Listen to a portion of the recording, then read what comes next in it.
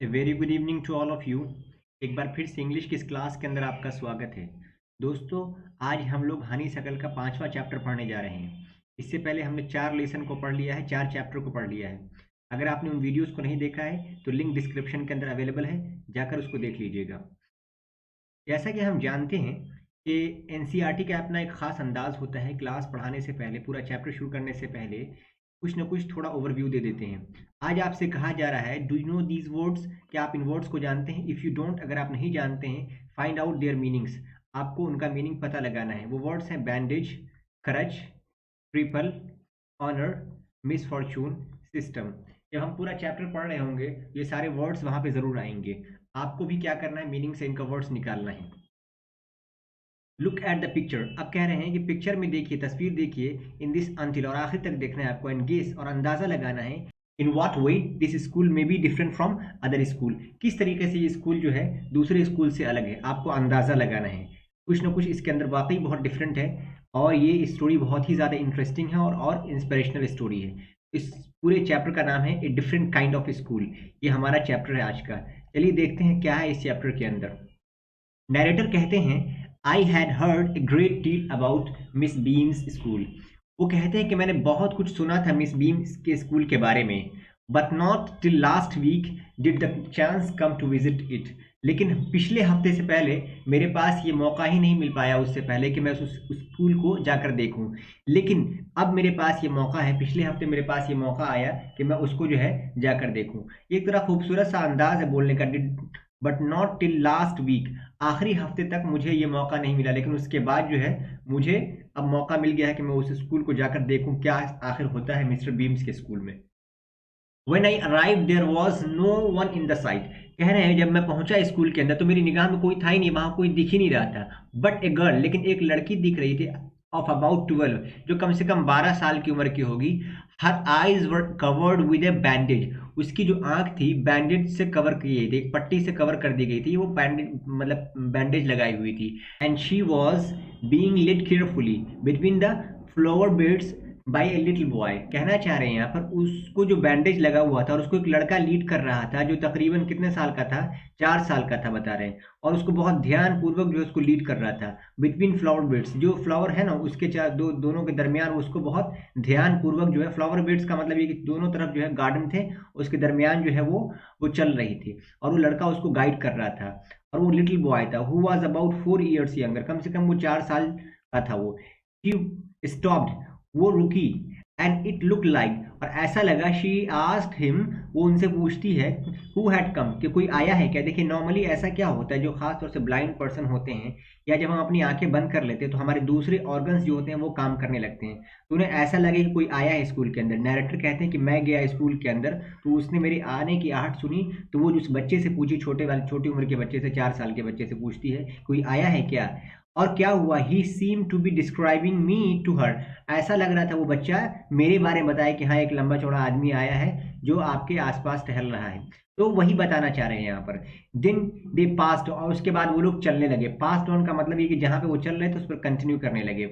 Miss beams was all that I had expected, कहना चाह रहे हैं कि मिस बीम्स बिल्कुल वैसी ही थी जैसा कि मैंने सोचा था। मिडिल एज, एक दरमियानी उम्र की औरत, फुल ऑफ अथॉरिटी, बिल्कुल जिनके पास पूरा पावर था, येट काइंडली, फिर भी वो बहुत ज़्यादा क्या थी। देखिए यहाँ पे अथॉरिटी के बाद यहाँ पे येट दिया हुआ, इसका मतलब ये है कि आमतौर से अथॉरिटी मिलने के बाद जो है लोग काइंडली नहीं रहते हैं, तो बताना चाह रहे फुल ऑफ अथॉरिटी थी, बट लेकिन बहुत ज़्यादा क्या थी, फिर भी बहुत ज़्यादा वो क्या थी, काइंडली थी, और बहुत ज़्यादा दयालु थी, और क्या करती, और बहुत ज़्यादा अंडरस्टैंडिंग थी, यानी बहुत ज़्यादा समझदार थी।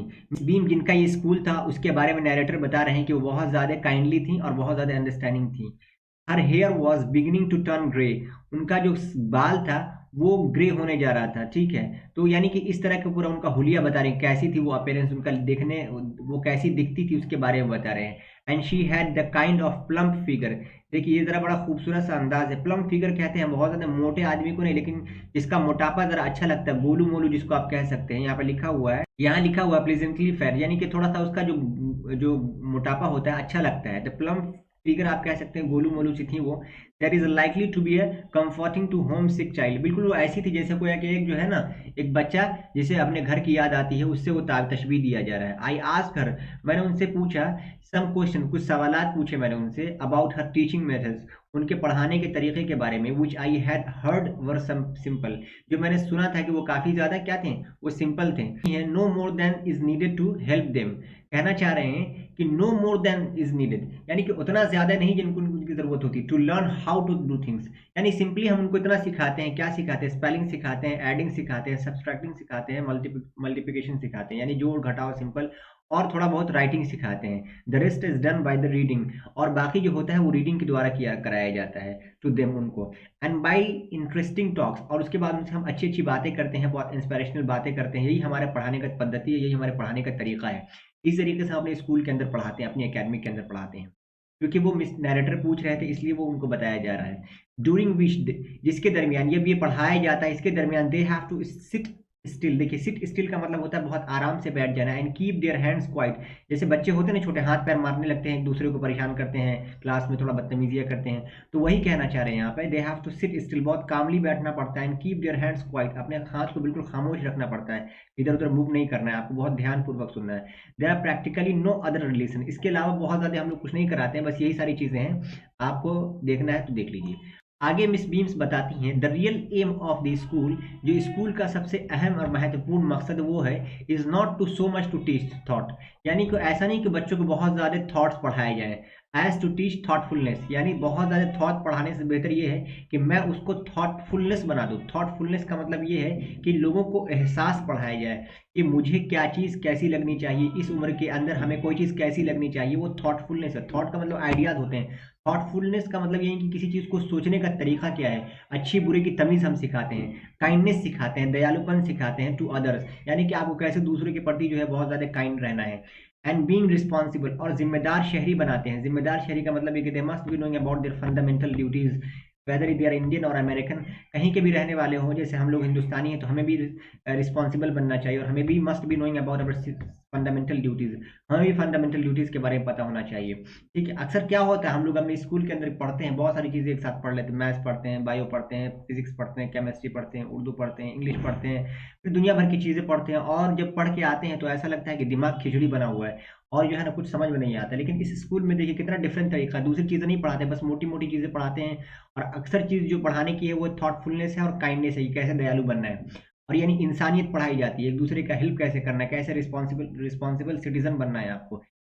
Look out of the window, कह रहे विंडो से बाहर देखो, ए मिनट, एक मिनट के लिए वीडियो, क्या तुम विंडो से बाहर देखोगे? उन्होंने कहा कि I went to the windows, मैं विंडो के पास गया, which overlooked a large garden and a playground at the back, कह रहे हैं कि वो मैंने देखा कि बड़ा सा प्ले ग्राउंड है, और उसके पीछे जो है एक गार्डन है, उसके पीछे एक बड़ा सा प्ले ग्राउंड है। व्हाट डू यू सी, क्या दिखा आपको? Miss beams asked, miss beam ने मुझसे पूछा। आई सी, मैं देखता हूँ, सम वेरी ब्यूटीफुल ग्राउंड्स, बहुत खूबसूरत खूबसूरत ग्राउंड्स हैं। आई सेड, मैंने कहा, and a lot of jolly children, बहुत ज़्यादा खुश मिजाज बच्चे। इट पेन्स मी, लेकिन मुझे कुछ तकलीफ दे रहा है, मुझे तकलीफ देता है, do to see that they are not to so healthy, यानी कि इस बात को मुझे देखने में बहुत ज़्यादा तकलीफ हो रही है कि वो बच्चे हेल्दी नहीं हैं, एंड एक्टिव लुकिंग, और बहुत ज़्यादा एक्टिव लुकिंग नहीं है, ये बात मुझे तकलीफ दे रही है। जब उन्होंने विंडो से झांका तो कुछ बच्चे दिखाई दिए जो कुछ लंगड़े थे, कुछ लूले थे, कुछ माजूर बच्चे थे, तो जब उन्होंने ऐसा देखा तो उनको ऐसा तकलीफ हुआ, जो नैरेटर है वो बता रहे, जब मिस बीम ने मुझसे कहा कि आप बाहर जाके देखिए, तो ये सारी चीज़ें नजर आई, तो उसके बारे में वही बताना चाह रहे हैं कि जब मैंने उसको देखा, इट पेन्स मी, मुझे तकलीफ देता है, टू सी, कि मैं देखूं, that they are not also healthy, यानी कि बहुत ज़्यादा वो हेल्दी नहीं है, एंड एक्टिव लुकिंग, बहुत ज़्यादा देखने में एक्टिव नहीं है।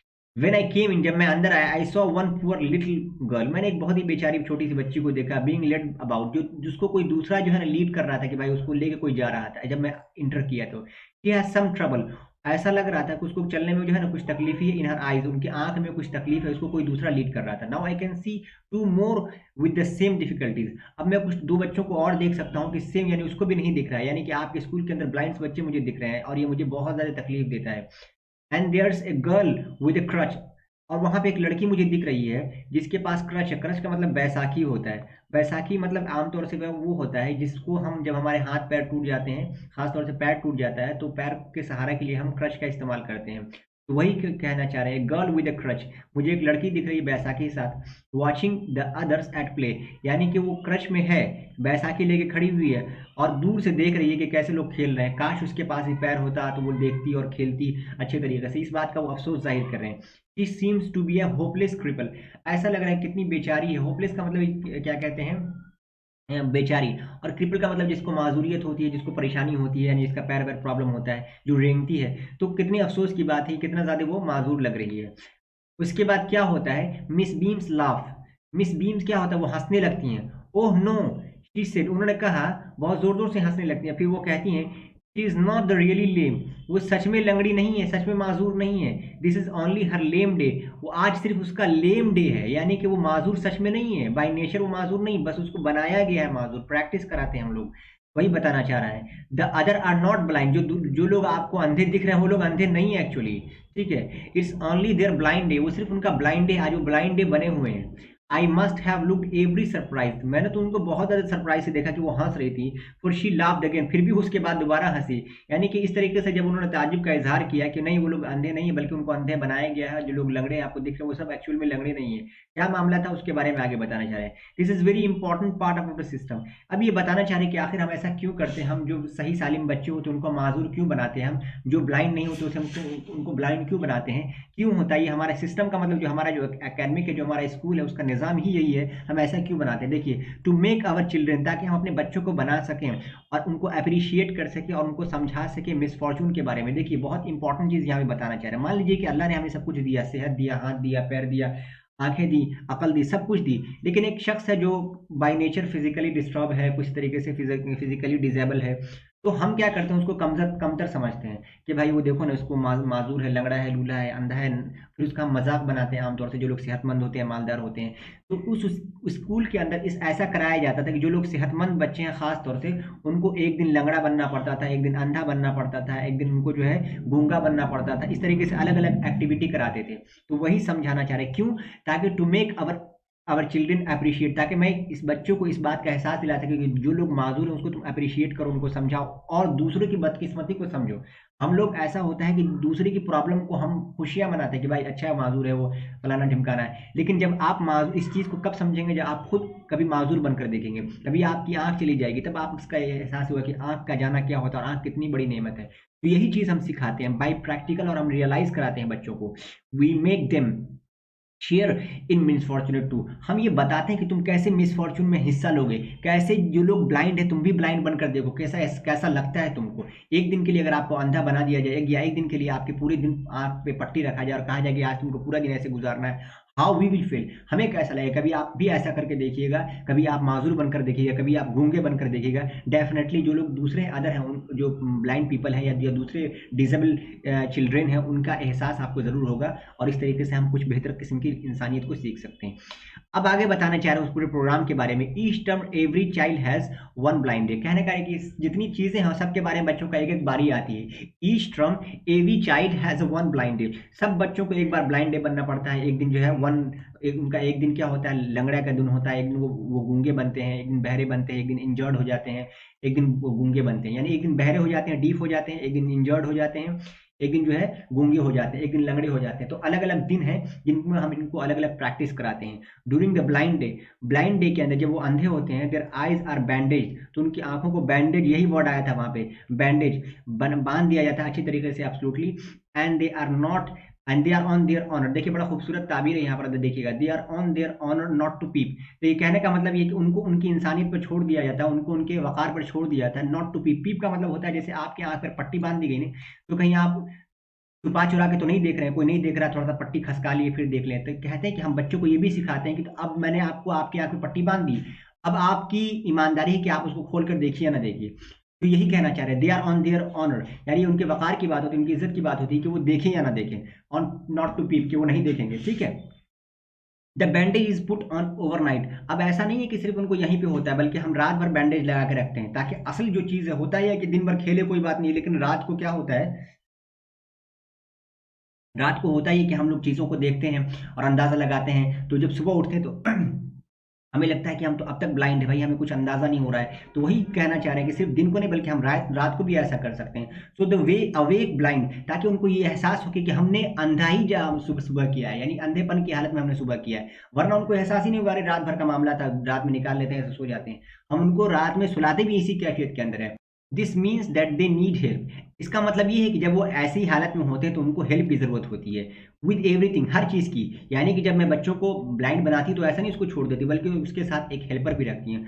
Other children are given the duty to help, ठीक है, दूसरे बच्चों को क्या होती है, ड्यूटी मिलती है कि वो उसकी हेल्प करें। Other childrens are given the duty of helping, क्या कि वो उनकी हेल्प करें, यानी जो लोग ब्लाइंड हैं, जो लेम हैं, तो कुछ बच्चों को उस दिन छोड़ दिया जाता है। तो इस तरीके से हम बारह बारी एक दूसरे के बार ऐसा करते हैं, एंड लीडिंग देम, और वो उनको लीड करेंगे जहाँ उनको जरूरत, यानी उनको हाथ धोने की जरूरत, उनको वॉशरूम जाने की जरूरत, उनको खाना खाना है, तो हर चीज़ के लिए एक आदि है, उन्हें हमने मुतय्यन करके रखा है कि वो उनको लीड करेंगे। They all learn so much this way, इस तरीके से बहुत ज़्यादा सीखते हैं। क्या करते हैं, बहुत ही ज़्यादा सीखते हैं। Both the blind and helper, यानी कि जो ब्लाइंड बनता है वो भी बहुत ज़्यादा सीखता है, और जो हेल्पर होता है वो भी बहुत ज़्यादा सीखता है। There is no misery about, इसमें कोई बदबख्ती वाली बात नहीं, कोई बुरी बात नहीं है। Miss beam continued, miss beam अपनी बातों को जारी रखती हैं और गुफ्तगू को जारी करते हैं। Every one is very kind, हर बच्चा यहाँ पे बहुत काइंड है।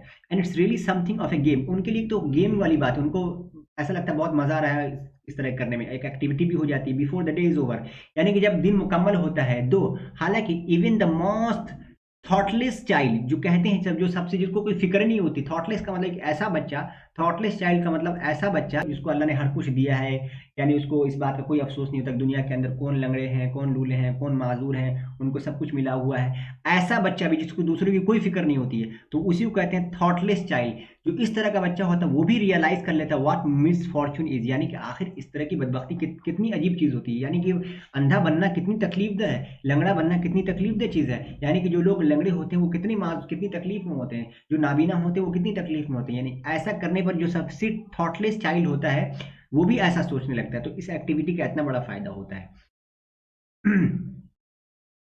The blind day is of course really the worst, कहना चाह रहे हैं कि जिस दिन बच्चे अंधे बनते हैं वो दिन बहुत ज्यादा तकलीफ दो, बहुत बुरा होता है। But some of the children tell me, बस वो मिस बीम बताती हैं, कुछ बच्चे मुझे बताते हैं कि क्या है, दैट द डम day is the most difficult, मेरे लिए तो जो ब्लाइंड डे है वो ज़्यादा मुश्किल है, लेकिन जो बच्चे कहते हैं कि मेरे लिए जो डम डे है, जिस दिन मैं गूंगा बनता हूँ, उस दिन बहुत मुश्किल होता है मैडम। ऐसा बच्चों ने उनसे कहा था।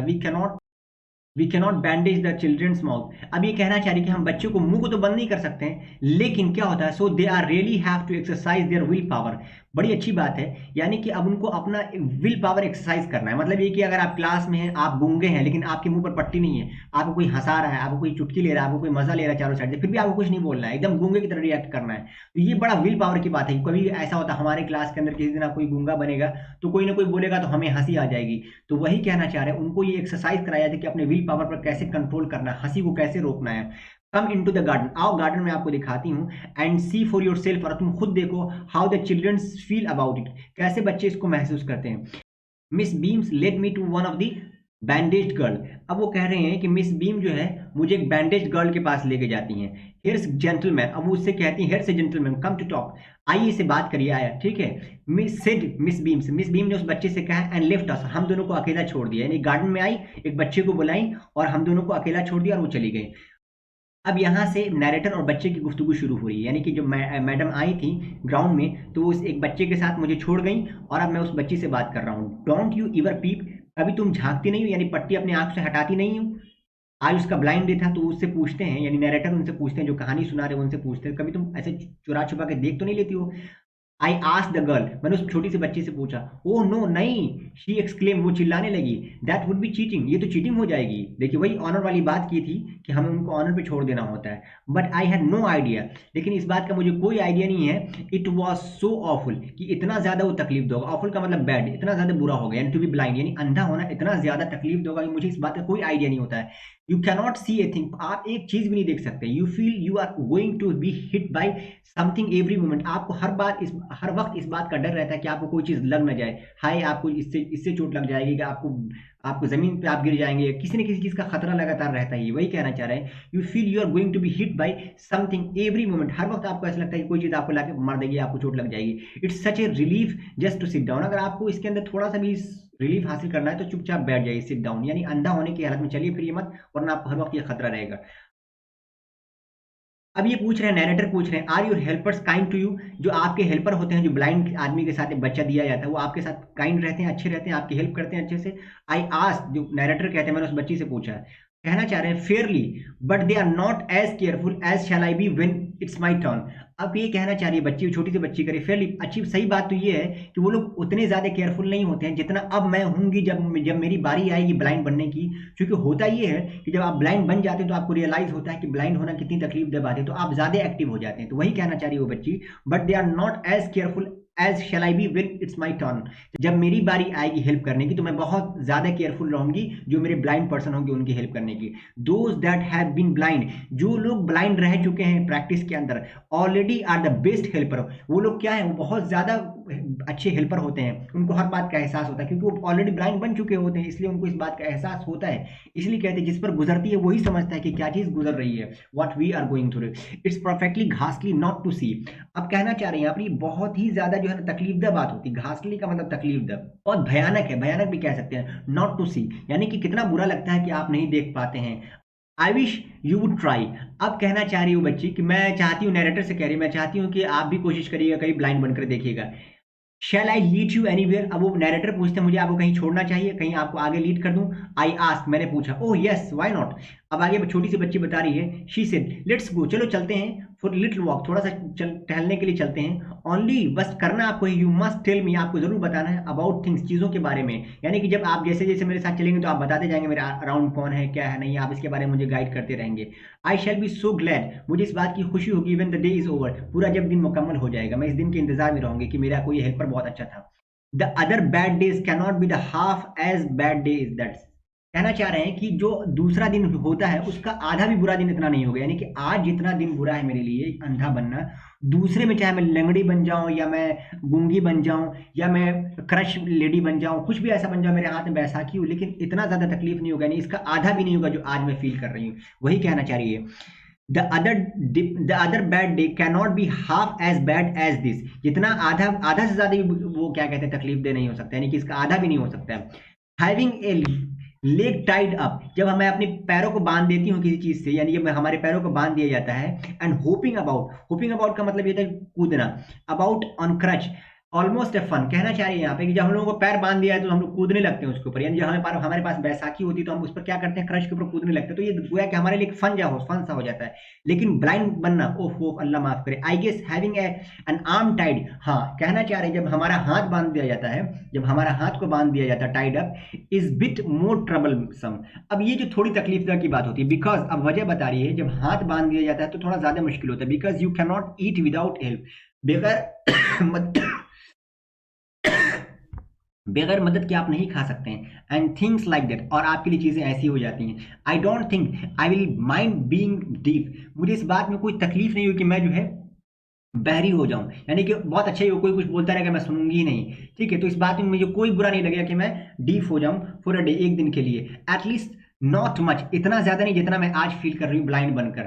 But being blind is so frightening, जो अंधा बनना है ना वो बहुत ज्यादा तकलीफ है, बहुत ज्यादा खतरनाक है। माई हेड एक्स, एक्स का मतलब होता है दर्द करना, मेरा वक्त जो सर है ना हर वक्त दर्द करता रहता है, ऑल टाइम मुस्तकिल दर्द करता है, जस्ट फ्रॉम वॉरिंग, इस बात को सोच सोच कर कि आई विल गेट हर्ट, कि मुझे किसी चीज से तकलीफ मतलब चोट लग जाएगी। यानी जब मैं अंधी होती हूँ तो मुझे हर वक्त इस बात का खतरा रहता है कि अब मुझे इस चीज से टकरा जाऊंगी, उस चीज से टकरा जाऊंगी, हर वक्त इस बात, और ये बात सोच सोच के मेरे सर में दर्द होने लगता है। तो वही कहना चाह रही है, माई हेड एक्स, मेरा सर दर्द करता है ऑल टाइम, पूरे दिन, जस्ट फ्रॉम वॉरिंग, इस बात को सोच सोच कर, आई विल गेट हर्ट, यानी मुझे तकलीफ हो जाएगी, इस चीज से लग कर टकरा जाऊंगे। वेयर आर वी नाउ, अभी बच्ची पूछती है कि हम लोग कहाँ हैं। In the play ground, play ground के अंदर, मैंने कहा, यानी नैरेटर ने कहा कि हम लोग प्ले ग्राउंड के अंदर आ गए। देखिए ये नैरेटर है और ये छोटी सी बच्ची है, उसके बारे में पूरी कहानी चल रही है। अब ये बच्ची बता रही है we are walking towards the house, हम लोग घर की तरफ जा रहे हैं। मिस बीम्स, और मिस बीम्स जो है walking up and down, Miss Beams दाएं बाएं चल रही हैं, and garden with the tall girl, जो गार्डन में है वो दाएं बाएं चल रही है, और किसके साथ, विद द टॉल गर्ल, एक लंबी लड़की के साथ। मिस वो बता रहे हैं, नरेटर बता रहे हैं, जो मिस बीम है is walking up and down, ऊपर दाएं बाएं चल रही हैं इन द गार्डन, गार्डन के अंदर, एंड एक उनके साथ एक लंबी सी बच्ची है। What is the girls wearing, जो अब ये पूछती है बच्ची क्या पहनी हुई, जरा बताइए मुझे। माई लिटिल फ्रेंड्स आस्क, मेरी छोटी दोस्त ने पूछा, नरेटर कहते हैं मेरी दोस्त ने पूछा, मेरी छोटी दोस्त ने पूछा, छोटी बच्ची ने, कि आखिर उस बच्ची ने क्या पहना है, जरा बताइए। ए ब्लू कॉटन स्कर्ट, एक जो है ब्लू कलर का सूती स्कर्ट पहनी हुई है, ए पिंक ब्लाउज, और उसके पास क्या है, एक पिंक ब्लाउज है।